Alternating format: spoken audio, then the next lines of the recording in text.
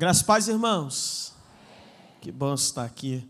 Abra sua Bíblia, por gentileza, primeiro livro das Crônicas, capítulo 13.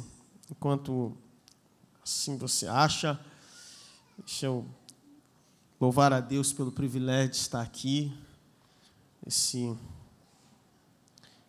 púlpito, trazer a palavra do Eterno, compartilhar com você uma palavra. Deus é bom. Minha gratidão também ao nosso pastor Silas, pastor Elisete. Obrigado, pastor Odilton. Deus abençoe a ti, pastora Josiane, e bênção. Gente, 1 Crônica 13, vim com a minha família aqui, estou aqui a minha esposa Tânia, minha filha Antonella. E se você vê um rapaz bonito, parecido comigo, perdido por aí, é meu filho. Está ali, está lá atrás, ali com os amigos. Primeiro livro das Crônicas, capítulo 13, versículo de número 1 em diante. Você achou? Diz assim: Davi consultou os capitães de 1000 e os capitães de 100 e todos os chefes. Então disse a toda a congregação de Israel: se vocês acharem por bem, e se isso for da vontade do Senhor nosso Deus, enviemos depressa mensageiros a todos os nossos outros irmãos em todas as terras de Israel, e aos sacerdotes, e aos levitas, com eles nas cidades, nos seus arredores, para que se reúnam conosco. E então vamos trazer para o meio de nós a arca do nosso Deus, porque nos dias de Saul não nos valemos dela. Verso de número 6. Então Davi, com todo Israel, foi a Baalá, isto é, Quiriate-Jearim, que fica em Judá, para de lá trazer a arca de Deus, diante da qual é invocado o nome do Senhor, que se assenta acima dos querubins. Puseram a arca de Deus numa carroça de bois novo, e a levaram da casa de Abinadab. Uzá e Aiô conduziam aquela carroça. Diga comigo: conduziam aquela carroça. Davi e todo Israel se alegravam diante de Deus com todas as suas forças, com cânticos, com harpas, liras, tamborins, símbolos e trombetas. Quando chegaram à eira de Quidom, Uzá estendeu a mão para segurar a arca, porque os bois tropeçaram. Diga: os bois tropeçaram. Então a ira do Senhor se acendeu contra Uzá e o feriu por ter estendido a mão para segurar a arca, e ele morreu ali diante de Deus. Verso 12. Naquele dia Davi teve medo de Deus e disse: como poderei trazer a arca de Deus para junto de mim? Por isso, 13, por isso não trouxe a arca para junto de si, para a cidade de Davi, mas fez com que fosse levada para a casa de Obed-edom, o geteu.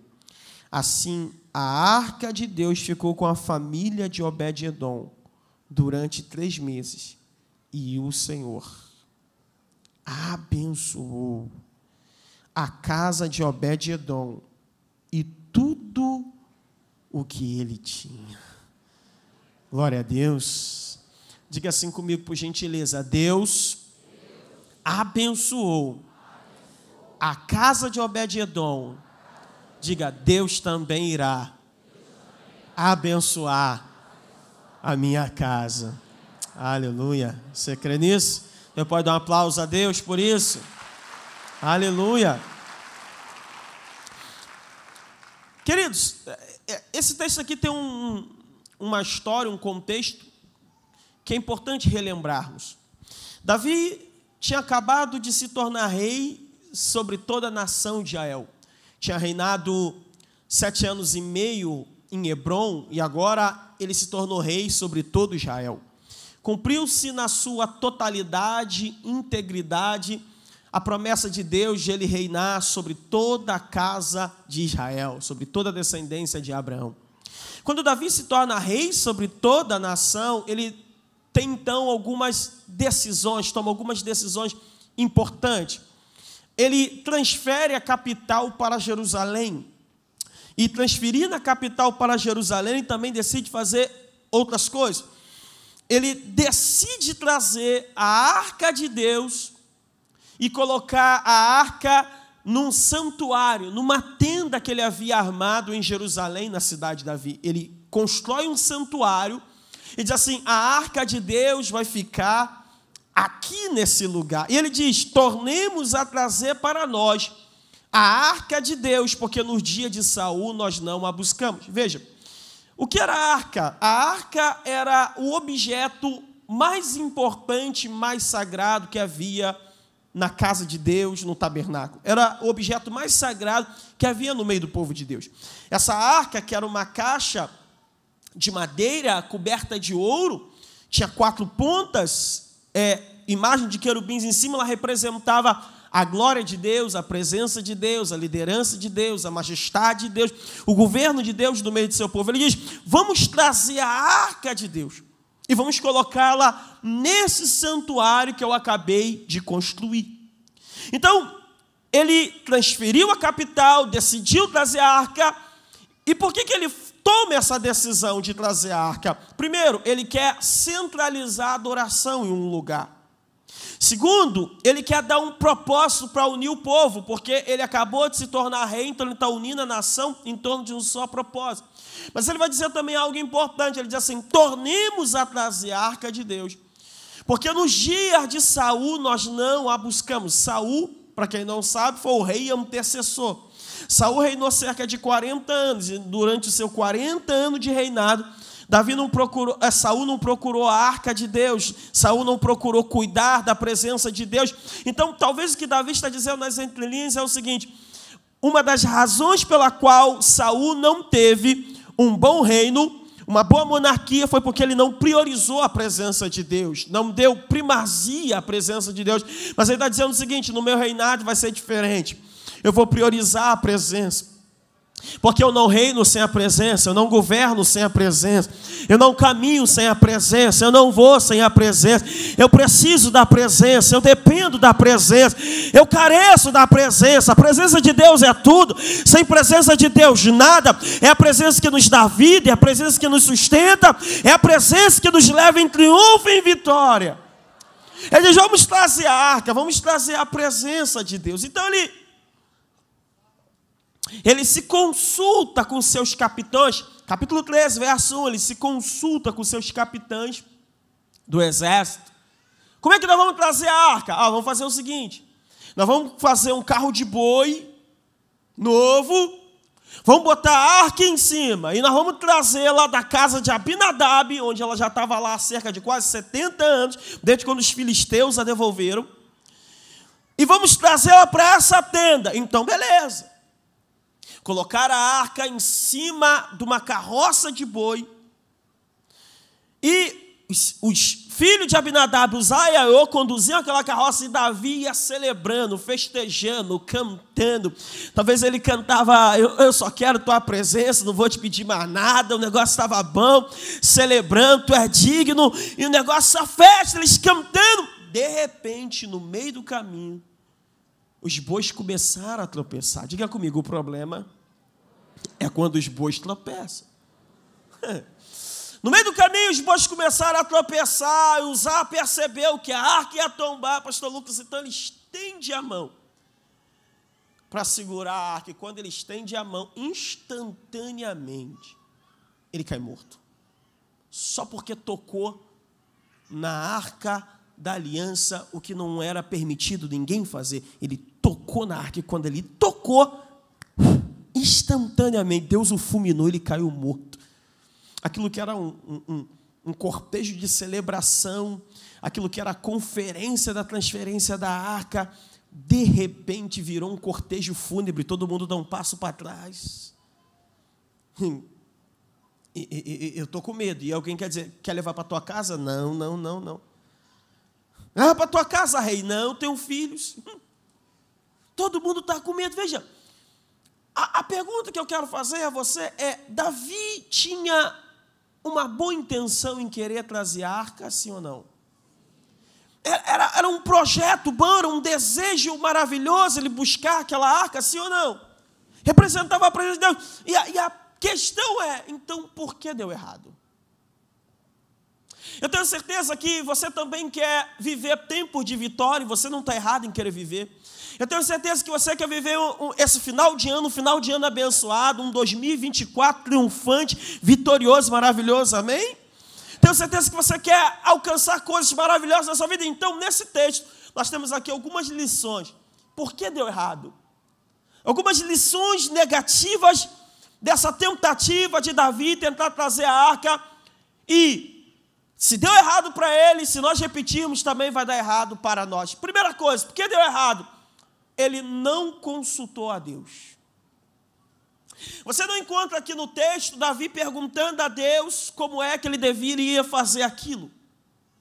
Você não encontra aqui no texto Davi perguntando a Deus se era para fazer e se era como deveria fazer. Sabe, irmãos, Davi fala o seguinte: nós vamos fazer uma festa, essa festa vai ser grande, vou contar com todo mundo, essa festa é para Deus, convida todo mundo, prepara o bolo, chama os músicos, mas a única pessoa com quem ele não falou foi com o dono da festa.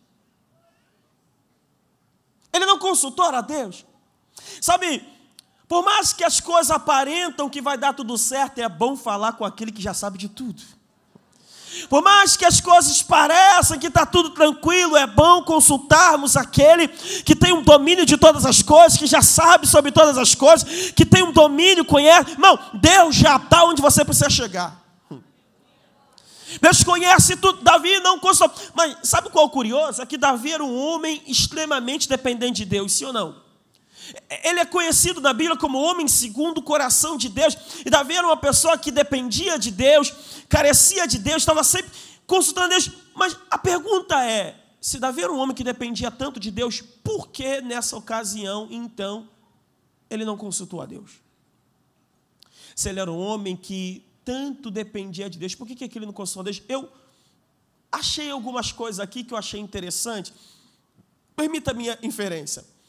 Eu disse para você que Davi tinha acabado de se tornar rei sobre todo Israel.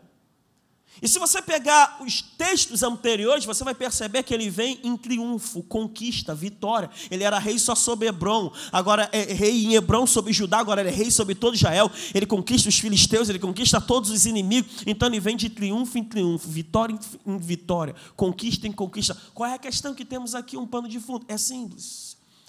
Quando você vem de triunfo em triunfo, vitória em vitória, a tendência natural é você botar no modo automático.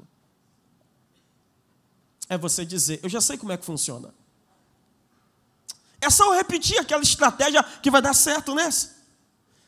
Só que eu vim dizer para você que a resposta que Deus te deu para aquela oração não necessariamente serve para esse problema que está diante de você. Eu vim dizer para você que, ainda que tenha dado certo para você no passado, nenhuma garantia você tem de que isso vai dar certo para você no presente. Então é bom nós pararmos e dizer, Deus, eu preciso da tua direção. Eu preciso do teu conselho, eu preciso que o Senhor fale comigo, eu preciso que o Senhor me mostre a direção. Parece que está tudo normal, a maré parece estar tranquila, mas o Senhor sabe da correnteza que está por baixo e meus olhos não conseguem. Irmão, uma vez eu ouvi uma frase muito simples, mas muito sábia: o mapa não é a realidade. Você olha um mapa e diz assim, aqui corre o rio, você olha aqui corre o rio, mas o mapa mostra o rio, mas não mostra a correnteza, não mostra o fluxo da maré. Então tem coisas que é detalhe. Outra coisa importante que temos aqui, qual é, pastor? Se ele está debaixo de conquista, ele se tornou rei sobre toda a nação, então ele está debaixo de aplausos, debaixo de elogios. Irmão, se celebraram e ovacionaram Davi quando ele não era nem soldado e matou Golias, tu imagina agora que ele é rei sobre todo Israel, quantos aplausos ele está recebendo? Quantos tapinhas ele está recebendo? Sabe qual é a verdade? A verdade é que às vezes os elogios nos tornam surdos à voz de Deus. A verdade é que às vezes a quantidade de curtida, de comentário, de compartilhamento não nos deixa ouvir o que Deus tem para falar conosco. Às vezes a notificação no celular de que o Pix caiu na conta deixa a gente tão motivada que Deus está querendo dizer, ei, tem um detalhe aqui que você não está vendo, tem algo aqui que eu quero te mostrar, mas a gente está debaixo de tanto elogio que nós acabamos não enxergando aquilo que Deus tem para nós. Então escute uma coisa, meu irmão, se está dando tudo certo, dependa de Deus. Se as portas estão escancaradas, dependa de Deus. Mesmo que está tudo correto, dependa daquele que tem a saída e sustenta a tua vida. dependa de Deus. Caminhe com Deus, espere em Deus. Segunda pergunta é: Davi buscar a arca era algo de Deus, sim ou não? Sim. Aí você diz assim para mim, reverendo pastor Isaac, ora, se era de Deus, por que deu errado? Sim ou não? Sabe, eu não sei se onde você mora é assim, mas onde eu fui criado era assim. Se as coisas vão bem, nós dizemos, é de Deus. Se as coisas vão mal, aí nós falávamos, não é de Deus. Só que Davi estava tomando uma decisão que era de Deus e deu errado. Sabe o que isso aqui me ensina? Que as coisas de Deus para nós também dão errado. Como assim, pastor? Porque era de Deus, mas não foi feita à maneira de Deus. Você pode ter algo de Deus, mas se você não fizer a maneira de Deus, elas podem não dar certo para você. A questão não é que, às vezes, o negócio não era de Deus, é que, às vezes, ele não foi feito na forma de Deus.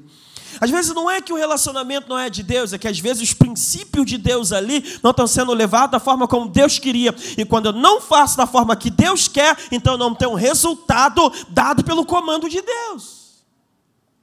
Pastor, onde é que ele errou? Onde é que ele fracassou? Você disse que ele não agiu. Então, vamos lá. Primeira coisa, onde foi que ele botou a arca? Onde foi que ele botou a arca? Num carro de boi. Vamos fazer uma carroça nova? Vamos. Vamos botar o carro de boi em cima? Vamos. Opa, peraí. Da onde ele tirou a ideia de botar a arca de Deus em cima de um carro de boi? Aí você deve ter pensado que ele um dia estava sentado, de repente ele teve uma visão e o anjo mostrou uma carroça de boi e falou, meu servo, põe a arca em cima dessa carroça. Não. Sabe de onde ele tirou essa lição? Dos filisteus. Os filisteus, quando devolveram a arca, 1 Samuel, capítulo 5, capítulo 6, eles botaram a arca em cima de um carro de boi. A diferença é que a arca, no caso dos filisteus, a carroça era puxada por vaca. Era feminino. Davi só mudou o sexo, não, masculino. Mas a ideia de onde vem? Dos filisteus. A questão é a seguinte, e os filisteus, o que tem a ver com os princípios dele? Nada. Os filisteus, o que tem a ver com a fé dele? Nada. Então aqui tem uma lição, qual é? É quando eu baseio a minha vida em princípio de quem não tem o mesmo princípio que eu.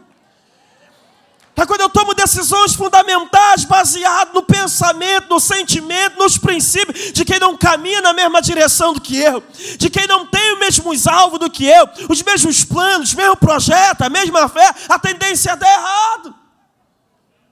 Se a tua referência é a gente que não tem o mesmo princípio que você vai ter problema. Olha, eu posso aprender sobre finanças com qualquer pessoa, seja lá crente, não importa. A filosofia dela posso aprender sobre finanças com ela, mas ela nunca vai me ensinar sobre dízimo e oferta. Por quê? Porque ela não tem o mesmo princípio que eu. Coisas centrais na minha vida, vitais da palavra de Deus, eu aprendo com quem tem o mesmo princípio que eu. Eu não vou aprender sobre família com quem é influência, eu vou aprender sobre família com quem vive família, quem ama família, quem crê em família, quem ora sobre família, quem tem fé que Deus é o Deus da família, princípio. Caminhando na mesma direção que eu. Veja, onde ele errou, pastor? Olha só, ele vai buscar princípios, lições de quem não tem o mesmo princípio que ele. Segunda coisa, sabe qual é? É que ele botou a arca sobre uma carroça de boi.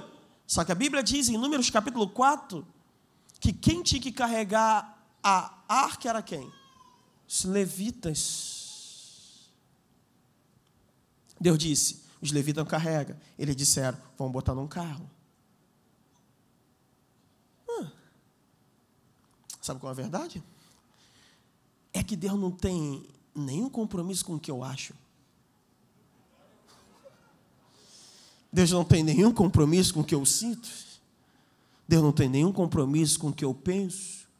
Isso é moda, isso é tendência, isso é novo. E Deus está nem aí.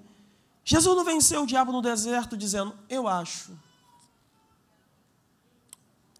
Deixa eu ver, hashtag está amarrado, Satanás. Sai de retro. Jesus venceu o diabo como? Está escrito. Está escrito. Está escrito. Deus tem compromisso com o que está escrito. Deus tem compromisso com a palavra. Ele diz, eu velo sobre a minha palavra para fazê-la cumprir. É a palavra que abençoa, é a palavra que liberta, é a palavra que prospera. Salmo 1 diz, bem-aventurado o varão que não anda segundo o conselho dos ímpios, nem se detém no caminho dos pecadores, nem se assenta na roda dos escarnecedores. Antes tem o seu prazer na lei do Senhor, e na sua lei medita de dia e de noite. Pois será como árvore plantada junto ao ribeiro de água, a qual dá seu fruto na estação própria, e cujas folhas não caem, e tudo quanto fizer prosperará. É a palavra que garante a nossa segurança. Está escrito. Está escrito. Agora, olha uma coisa interessante. Ele quebrou a ordem, porque quem tinha que encarregar a arca era quem? Os levitas. Agora, veja, eu disse para você que Davi tomou conselho com quem? Com os capitães. Só que ele tomou conselho com os capitães, mas leia o verso 1 e 2 depois em casa, você vai perceber que ele se consultou com os capitães e deu ordem para os levitas e para os sacerdotes. Quem cuidava da arca? Os sacerdotes. Quem carregava a arca? Os levitas. Mas Davi se consultou com os capitães e deu ordem para os levitas. Ou seja, ele se consultou com quem ele deveria mandar e deu ordem para quem ele deveria perguntar. Se você toma um conselho errado, ele pode destruir a sua vida. Deu errado. A tragédia se instalou, diga comigo, a tragédia se instalou.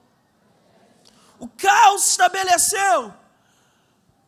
De repente ele para, vê aquilo tudo, e o texto diz assim, e temeu Davi ao Senhor.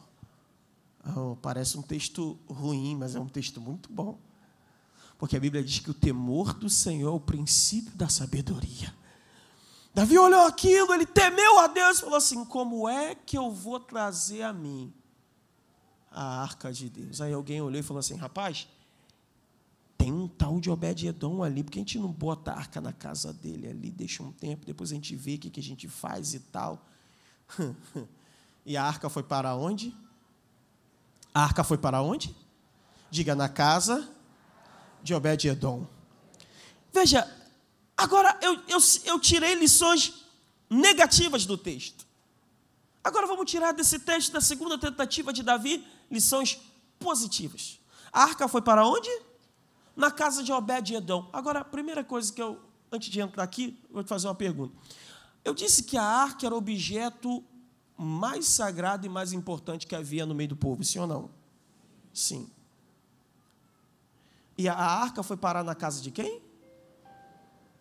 Se a arca era o objeto mais sagrado, mais importante que havia, por que Obed-Edom foi escolhido para a arca parar na casa dele? Sinceramente, eu não achei resposta. Se eu disser que eu tenho uma resposta, vou ser mentiroso. Mas me fez pensar em algo. Será que Deus pode confiar a você aquilo que é precioso para Ele? Será que Deus pode deixar na tua responsabilidade aquilo que mais o agrada? Aquilo que Ele tem mais valor? Que para Ele tem mais valor? Agora, olha a segunda tentativa de Davi. Primeiro deu tudo errado, agora ele vai tentar de novo. E aqui tem algumas lições. Primeira lição. Não baseie a tua vida na tragédia de ninguém. Não entendi, pastor. Não baseie a tua vida na tragédia de ninguém. Por quê? Porque se Obed-Edom tivesse baseado a vida dele na tragédia que aconteceu na casa de Abinadab, porque Aiô morreu, Uzá morreu, ele jamais permitiria que aquela arca entrasse na casa dele. Mas ele aprende que as lições negativas, tira lições daquele contexto ruim, mas ele entende uma coisa: na minha casa vai ser diferente. Sabe, meu irmão, eu não sei o que você viu, eu não sei o que passou perto de você, mas você não pode permitir que a tragédia do outro seja a base da sua vida. Não é porque deu errado para ele que tem que dar errado para você. Não é porque ele caiu que você também tem que cair. Não é porque ele quebrou que você também vai quebrar. Não é porque ele fracassou que você vai fracassar. Tem algo diferente com você. A partir de você é uma nova história. A partir de você é um novo tempo. A partir de você é um novo... Não baseie a tua vida na tragédia de ninguém.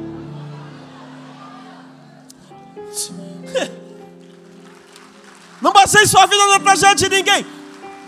Escute, isso aqui é muito importante. Isso aqui é muito importante. A arca, quando foi para o território dos filisteus, matou. Sim ou não? Sim. Deus mandou praga lá, um monte de tumor. Teve um problema. Quando os filisteus, com problema, devolveram a arca para Kiriat Jearim, Deus também mandou praga para o meio do povo. Porque eles olharam para dentro da arca. Quando Davi tenta transferir a arca pela primeira vez, Uzá morre. Mas quando a arca entrou na casa de Abinadab, Deus abençoa. Escute. Com os filisteus, morte. Kiriat Jearim, morte. Uzá, morte. Na minha casa, bênção. Na minha casa, bênção. Na minha família, bênção. Não sei o que aconteceu com os outros, mas eu sei que Deus vai abençoar a minha vida, a minha casa, se eu obedecê-lo, se eu temê-lo, se eu honrá-lo. Segunda lição aqui poderosa, sabe qual é? Nessa segunda tentativa dele, sabe qual é? Diga assim comigo: tempos difíceis, tragédias, escondem oportunidade. Quando foi que a arca bateu na porta da casa de Obed-edom? Quando foi que a arca bateu na porta da casa dele? Após uma tragédia. Sabe, às vezes quando as coisas dão errado, a gente tende a focar na falta, focar na doença, focar naquilo que não está dando certo, focar no desemprego. Mas eu quero te lembrar que no meio da crise, Deus continua trabalhando. Tem oportunidades escondidas no meio do problema que você está vivendo. Deus está com você quando tudo vai bem, Deus está com você quando tudo vai mal. Deus está com você quando a porta é aberta, Deus está com você quando a porta é fechada. Deus está com você na saúde, Deus está com você na doença, Deus está com você com dinheiro no bolso, Deus está com você sem dinheiro no bolso. No meio disso tudo, fique atento, porque tem oportunidade. Bateu na tua porta, tem oportunidade perto de você. Tem surpresa de Deus para você. Tem oportunidade batendo na frente. Agora escute. Onde a arca foi parar? Na casa de Obed-edom. Escute, o nome Obed significa servo.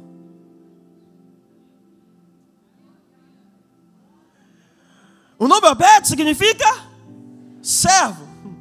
A arca foi parar na casa de quem? De quem serve. Presença de Deus sempre vai abençoar a família de quem serve. Presença de Deus sempre vai abençoar a casa de quem serve. Você não perde tempo quando você sai do trabalho e vem para a igreja mesmo cansado. Você não perde tempo quando você dedica uma parte do seu tempo para trabalhar em um departamento, em um ministério. Você não perde quando você oferta, quando você dizima, quando você evangeliza. Você não perde tempo, meu irmão, sabe por quê? Se você trabalhar para os homens, pode ser que você perca, mas ninguém trabalhou para Deus e ficou sem receber pagamento. Deus é bom e paga bem, não deixa faltar para quem trabalha para Ele. Davi disse: fui moço e agora sou velho, nunca vi o justo desamparado, nem a sua descendência mendigar o pão. Quem serve é abençoado por Deus. Mateus 10, verso 41, 42, Jesus disse: quem recebe um profeta na qualidade de profeta, receberá galardão de profeta. Quem recebe um justo na qualidade de justo, receberá galardão de justo. Quem der ainda que for um copo de água fria, um dos meus pequeninos, chamados discípulos, de modo nenhum perderá a sua recompensa. 1 Coríntios 15, verso 58, a Bíblia diz: sede firmes e constantes, sempre abundantes na obra sabendo que vosso trabalho não é vão no Senhor. João 12, verso 26, Jesus disse: se alguém me servir, meu Pai o honrará. Meu Pai o honrará, Gabriel. Ô pastor Gabriel, se alguém me servir, meu Pai o honrará. Veja, meu irmão, se você trabalhar, Deus vai se encarregar de te abençoar. Escute. João capítulo 13 tem uma história que eu acho extraordinária. É a celebração da última ceia de Cristo com seus discípulos, celebração da Páscoa. E os discípulos perguntaram a Jesus: mestre, onde o Senhor quer que nós preparemos a Páscoa? Aí ele disse: olha, vocês vão numa casa, vocês seguem um homem que está com um cântaro, na casa que ele entrar, vocês falam para o dono da casa que eu preciso do cenáculo para fazer a Páscoa com meus discípulos. Ele vai te mostrar um ambiente, um cenáculo mobiliado. Beleza, e eles foram. Então, na última Páscoa, Jesus foi com o seu discípulo uma casa que ele pegou emprestada. Já estava tudo mobiliado. Aí Jesus falou: prepara a Páscoa lá. Só que, na cultura hebraica, quando você recebe um convidado na sua casa, você faz algumas coisas com ele. Número 1, você unge a cabeça dele com óleo. Número 2, você dá um beijo, um ósculo santo. Número 3, você lava os pés dele. E geralmente quem lavava os pés era um empregado, um servo que ficava naquela residência. Só que o homem emprestou o cenáculo, mas não emprestou o servo. Interessante. Porque Jesus tinha 12 apóstolos, então todos os apóstolos foram para a Páscoa. Na ceia com Jesus. Não tinha ninguém para lavar o pé deles. Então Pedro olhou e disse: eu vou lavar o pé de Judas? Vou nada. João disse: vou lavar o pé de Filipe? Está amarrado. Tomé olhou e disse: eu não creio que eu tenho que lavar o pé de ninguém. E entrou todo mundo para a ceia. Jesus terminou de cear, tirou a roupa de cima, botou um avental, pegou uma toalha, pegou uma bacia e falou: vem o primeiro. Vou lavar os pés de vocês. Eles: não, o senhor não vai lavar nosso pé, não. Não, vem que eu vou lavar o pé de vocês. Se eu não lavar teu pé, tu não tem parte comigo, vem cá. A minha pergunta é: por que eles, humano quebrado, lascado, não conseguiram lavar os pés um dos outros? Jesus, sendo Deus perfeito, poderoso, santo, capaz, se humilhou para lavar os pés deles. Eu demorei muito tempo a entender isso.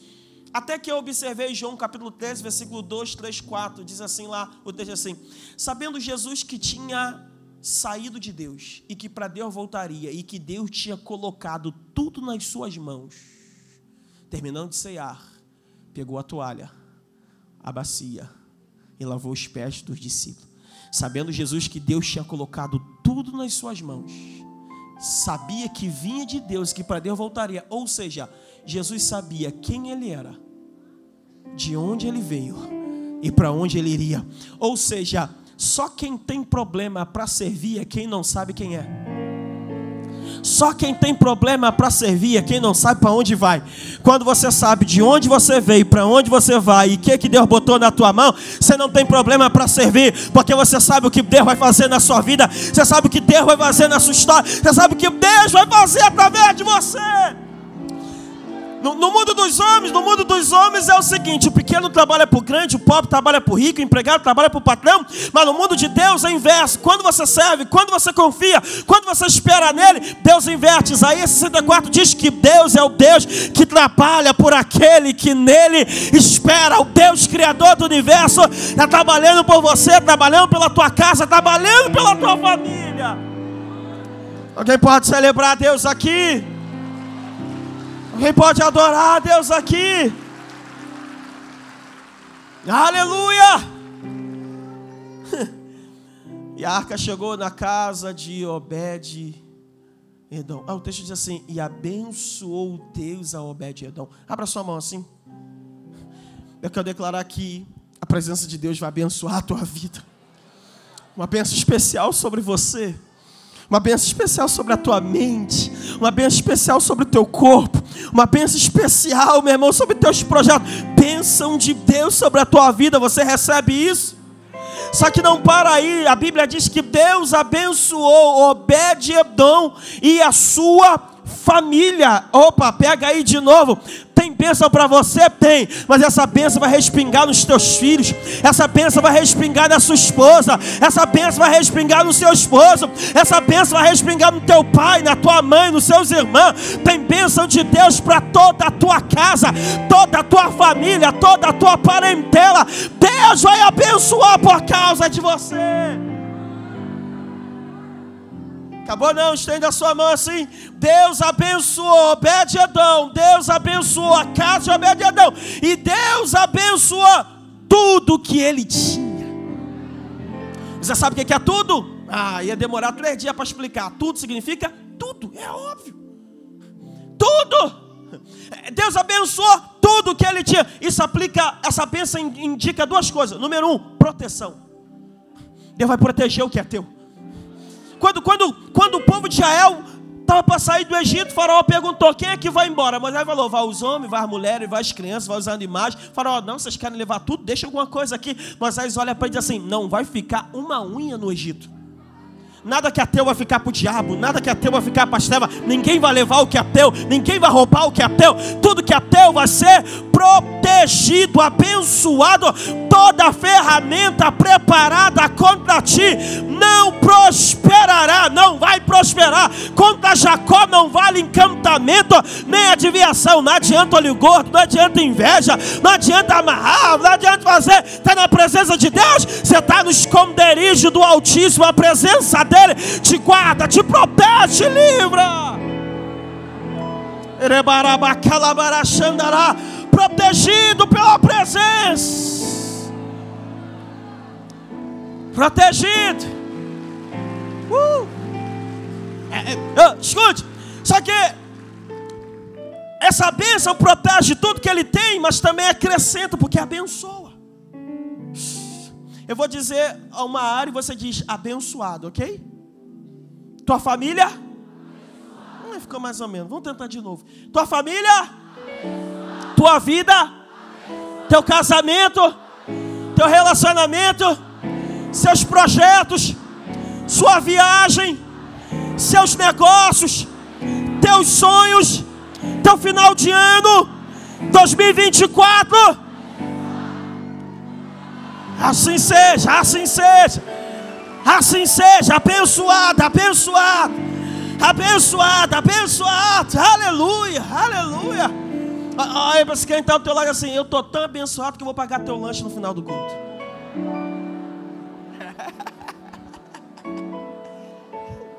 Paga o meu.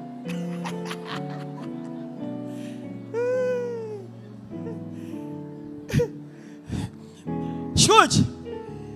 Deus abençoou Obed-Edom, sua casa, tudo que ele tinha. Eu gosto desse final. Por amor.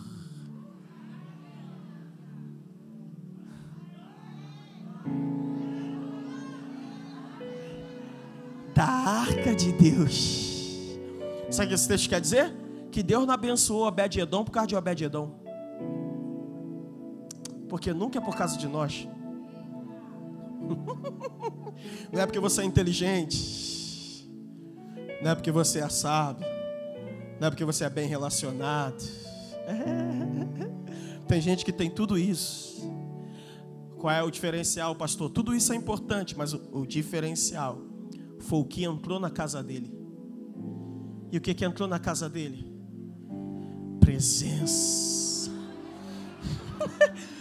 É por isso que muita gente não entende. Já era para ele ter quebrado, já era para ele estar lascado, já era para a vida dele não estar boa, já era para nada ter ido para frente. Mas por que continua dando certo? É porque eles pensam que é você, eles pensam que sou eu, eles acham que é a nossa inteligência, eles acham que é a nossa capacidade. Nunca foi nós, sempre foi Deus. Nunca foi nós, sempre foi Deus. É a presença que dá, é a presença que tira, é a presença que sustenta, a presença que levanta, é a presença abençoando, fortalecendo. Presença presença de Deus com você, meu irmão. Presença de Deus na sua casa. Quem pode celebrar Deus por essa presença?